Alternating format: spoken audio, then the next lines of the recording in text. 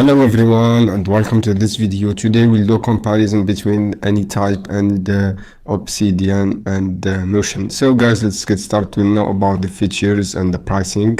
The Anytype, guys, it is a fast loading time and it is secure, decentralized data system, and it is open code, verifiable and security. Obsidian, guys, it is a private and flexible writing app and adapt of the way you think.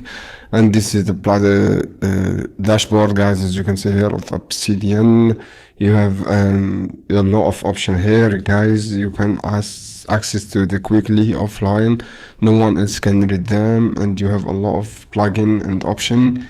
And Notions, guys, it is centralized all your knowledge that your company all remember them. You can access for a lot of option. You can create studio here, creative docs, have creative project, and you can creative task, and a lot of option, as you can say.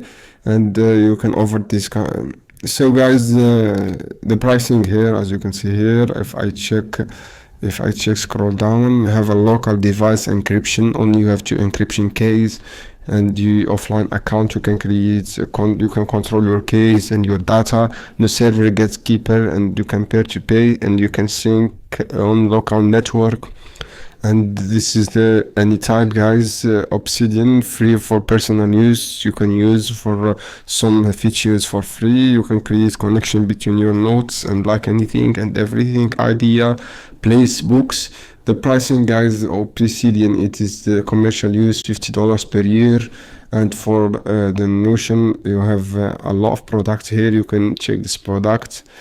And for Anytype, guys, I check the price here. Wait, the pricing, as I say, if I check the pricing from here, I see Explorer $0, Builder is 99 per year, and Business and the Creator is 299 for 3 years. This have a lot of plan from here, global unique name, and global unique name for this plan, 256 gigabyte, and here 128 gigabyte, 10 editor per share, unlimited views.